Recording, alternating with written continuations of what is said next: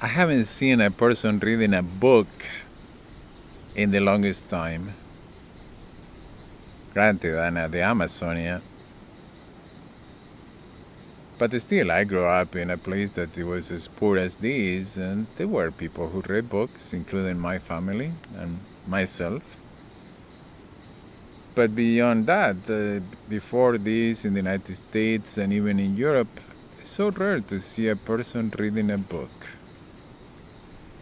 I've been on public transportation from the subway in New York City to the Vaporetti in Venice, where everybody is on their smartphones, on the little screens, and their kids, on their phones. You used to see people reading a book.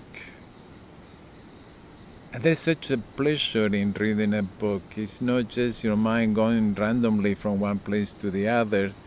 They say that attention span has been reduced under 10 seconds. It used to be maybe 12 seconds. Now it's under 10 seconds, maybe 7, 8 seconds.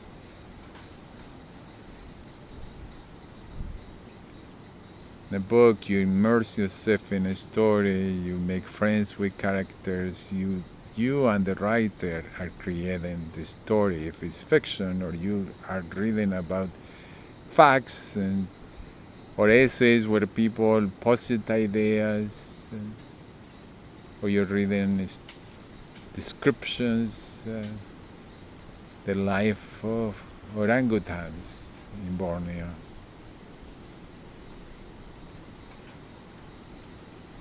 One of the first books anyone gave me, I remember, it was a children's book about Hong Kong. And there were these kids who live on the boats. What were they called, those? The jacuns?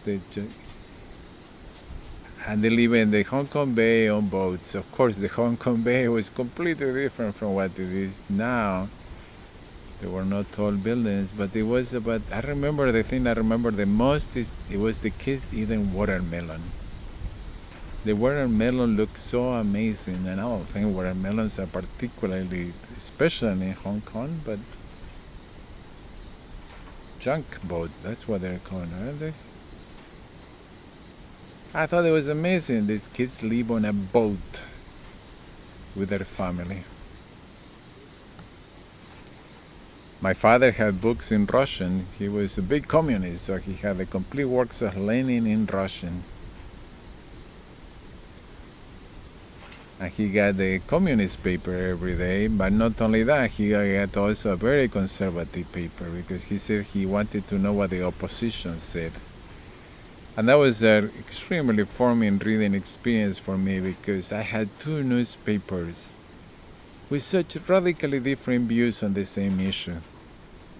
There was the Vietnam War, and there was the communist paper talking about American imperialism and the fighters in the Viet Cong liberating themselves from this scourge of American being in their country. And then there was the conservative paper, which had quite a different perspective here, where it talked about the communist invasion from the north, the Chinese, and the supporting the Vietnamese. It was about stopping the communist scourge.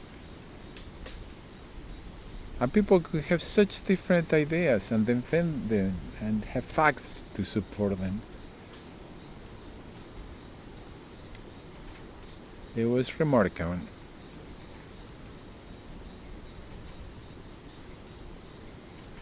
Then I got the Jules Verne's books.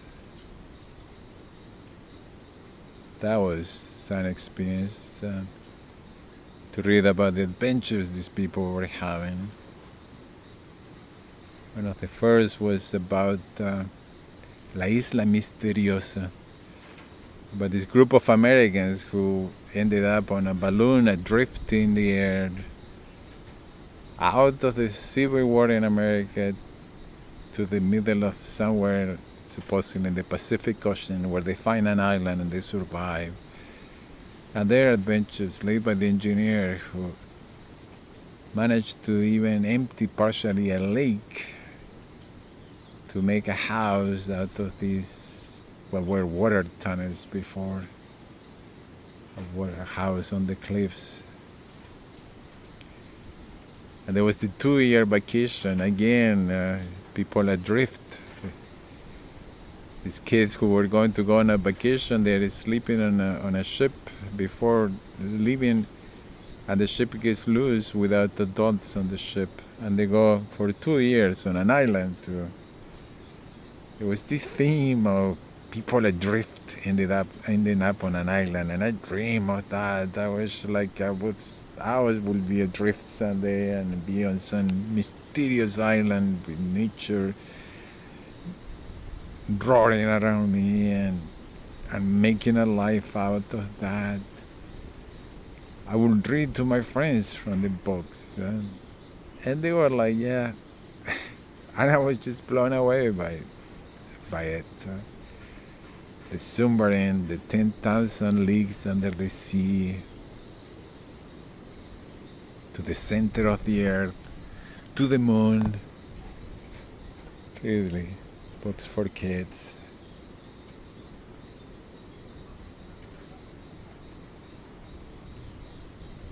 At the school, the Catholic school, there was a lot of Bible reading,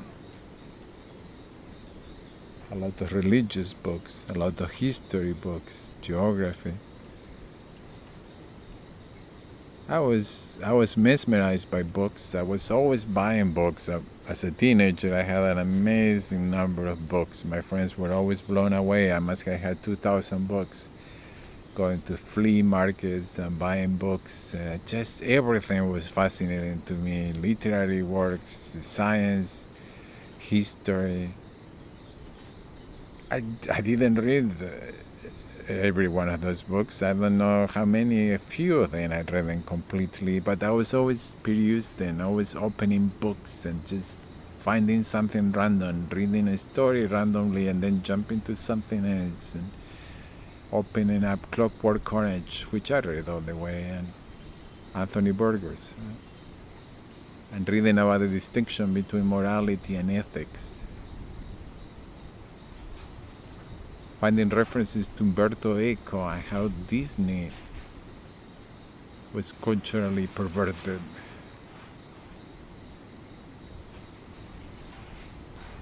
Or Umberto Eco again saying it was okay to watch TV. That wasn't the problem. It was okay to read anything. The thing was to have a critical mind. The critical mind. I was like, yeah, that's what it is. That's what I do. I see these two newspapers and I can read them. They are antagonistic views, but I have a critical mind and I can make up my own out of these two views.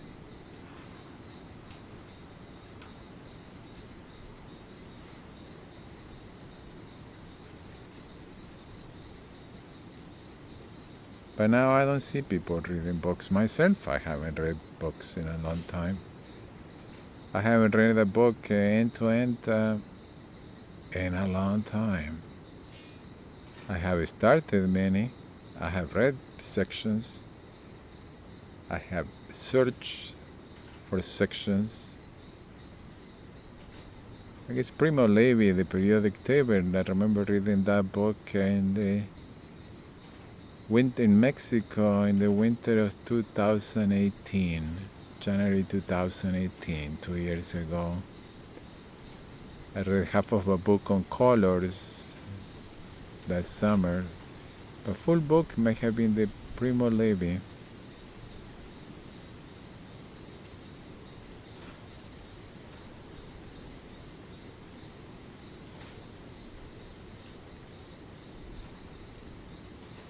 Books, amazing. They're always there. There's no batteries. There's no.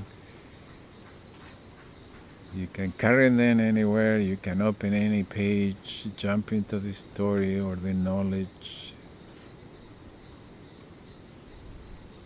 Finding in flea markets, finding in own bookstores. Do we even have bookstores anymore? Remember Santiago de Chile finding these poetry books. Gabriela Mistral, the Nobel Prize of Literature from Chile, the first one before Pablo Neruda. And I found this book that didn't have the cover, and I love the book. I just love that poetry book not having the cover.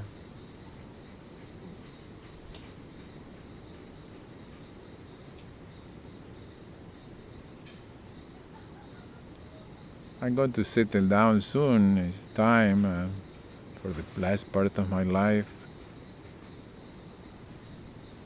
after I leave the Amazonia. And I'm going to have bookshelves with books, many books.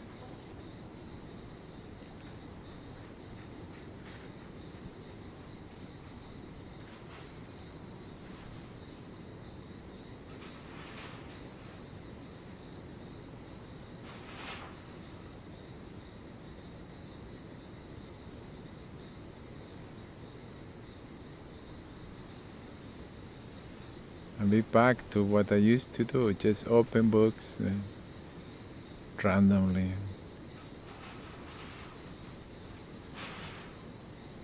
Having all together, all mixed together. Do some calculus exercises and then read Harold Laxness, The Fish Can Sing, open poetry books.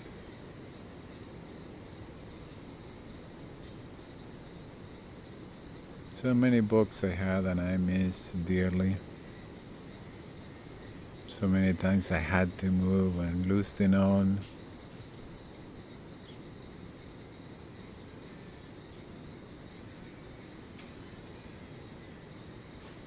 I will start again.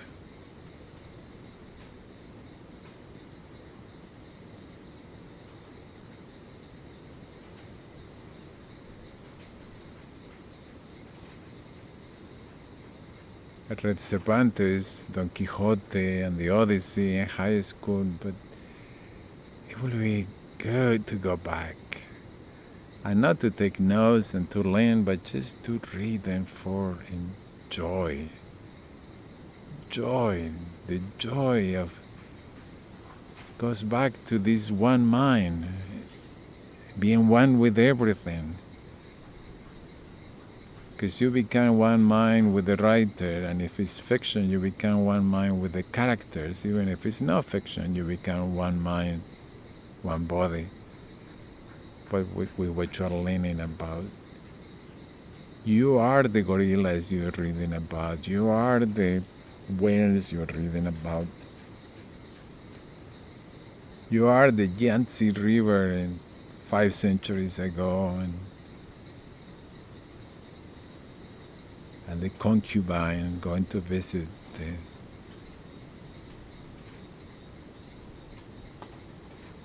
merchant.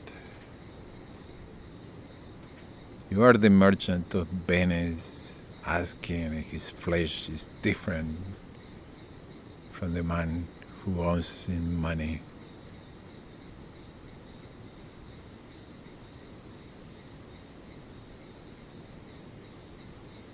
You are then. It's not empathizing, it's being one mind, one body with them. And that opens up your own heart. And you become less entrenched. With electronic media now, we choose to reinforce our ideas and our thoughts. We go to things we sympathize with. We read the same people we read before, the ones who reinforce our concepts and ideas. When you open yourself to reading a book, most likely you will encounter characters you don't like at first or at all.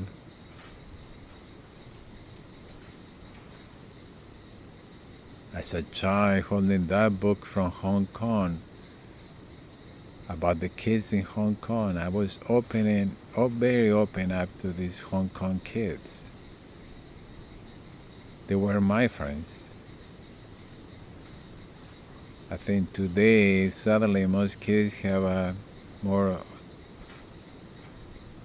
opposition relationship with kids from the other side of the world, because they get more negative messages about them. They get reinforced the old way, the wrong way.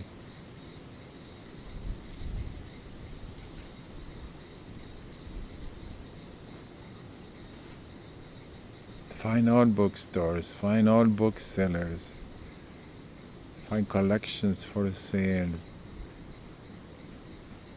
Spend so much time in all libraries, all bookstores.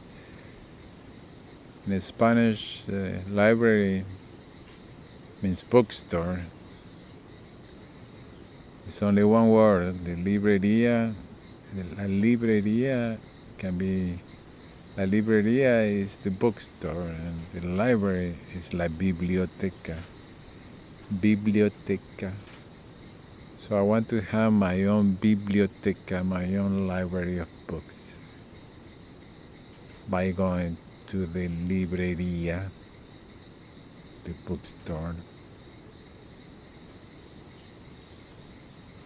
Books smell, books have weight in their pages. And when you find a book that has a dedication, a love story that somebody gifted someone else, these inscriptions, when somebody writes a phrase or two and signs a book to another person,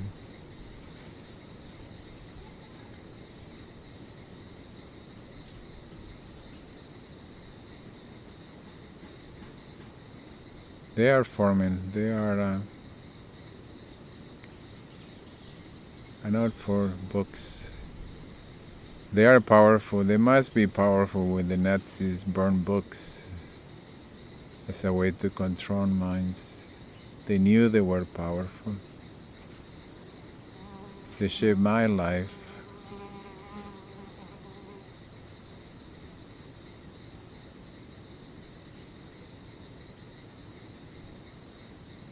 I study from books, learning calculus and physics in high school.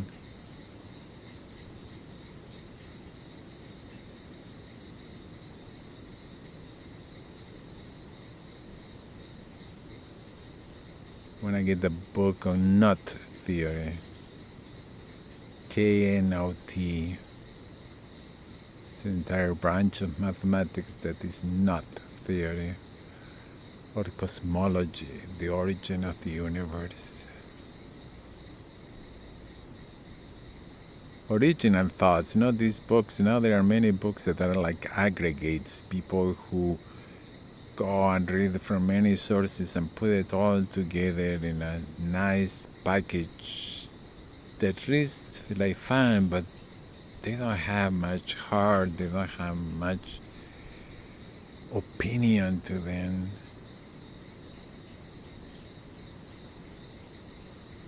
I want to read the whole 1,000 Plateaus by Deleuze and his friend blank blank.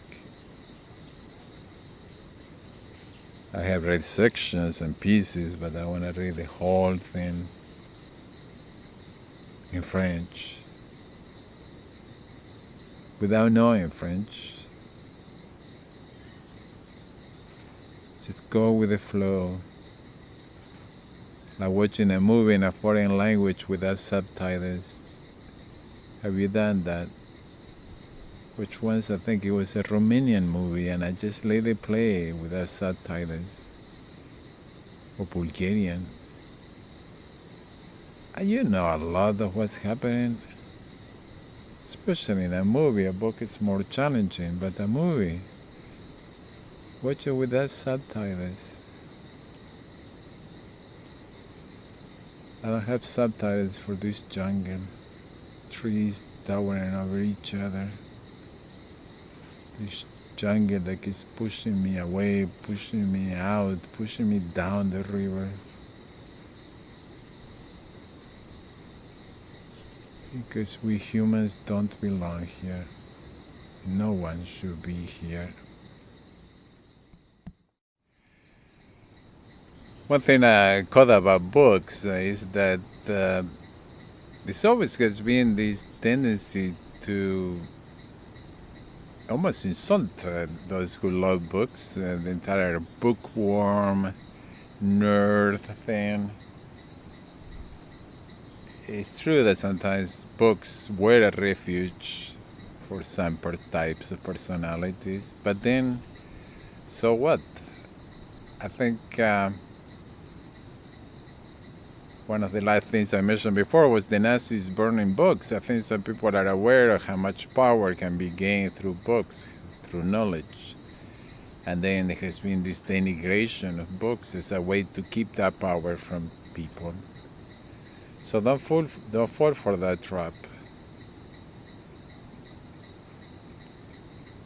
Books, learning, education, they are powerful tools. Don't deny them to yourself. And don't make fun of those who love books. I'm a big guy and I can beat you up if necessary.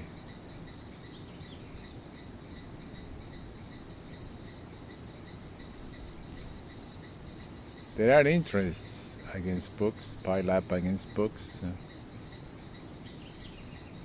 and learning and being a better person.